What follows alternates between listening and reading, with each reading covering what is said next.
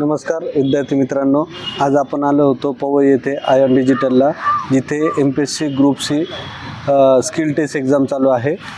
कालचे आपण सगळे रिव्ह्यू टाकले, कालचे जे पॅसेज होते जे मराठीचे होते। आज आपण आलेलो आहे इंग्लिशसाठी, तर इंग्लिशची फर्स्ट बॅच जी झालेली आहे, तर आपले काही विद्यार्थी तिथे गेले होते।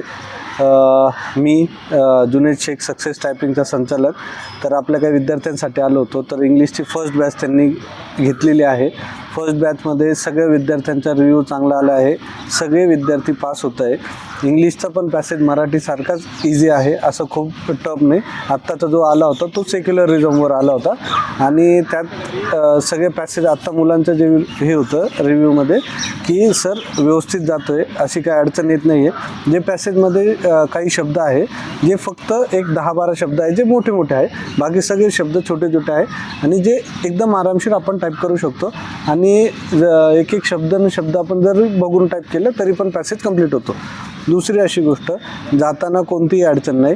इथं डॉक्युमेंट व्हेरिफिकेशनला तुम्हाला एक तुमचं हॉल तिकीट हवं आहे, 40चं सर्टिफिकेटचा झेरॉक्स हवी आहे आणि तुमचं आधार कार्ड किंवा पॅन कार्ड जे पण तुमचं ID प्रूफ आहे त्याची एक झेरॉक्स आणि तुमचं ओरिजिनल, एवढंच लागत आहे। याच्यापेक्षा दुसरं काही नाही।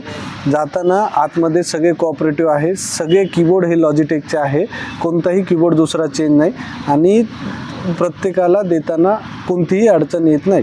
तर सर्व विद्यार्थ्यांना हे सांगायचं आहे का कुणीही हायपर होऊ नका किंवा एक्स्ट्राचं स्वतःवर प्रेशर क्रिएट करू नका, जेणेकरून तुम्हालाच वाटेल की अवघड जातं आहे की कसं आहे, पण असा काही एक प्रकार नाही। तर ही जी माहिती होती ही आपल्या काही विद्यार्थ्यांनी सांगितली, ती तुमच्यापर्यंत पोहोचवायचा प्रयत्न केला।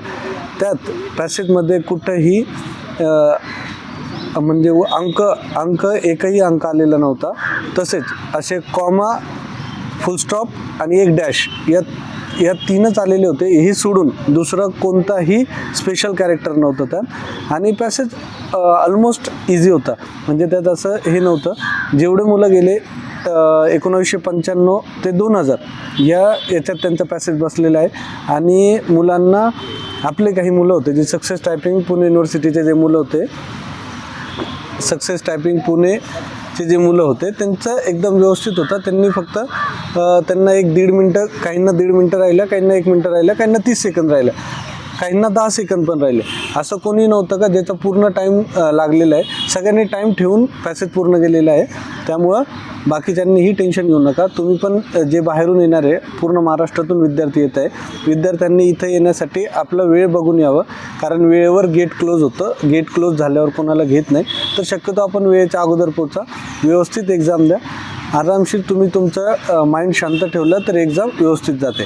ओके, आता फर्स्ट बॅचचा तुम्हाला समजलं असेल, तसंच मी सेकंड बॅच आणि थर्ड बॅचचा पण आता बॅच संपेल त्यावेळेस मी तुम्हाला नक्कीच कळवतो। चालेल, धन्यवाद।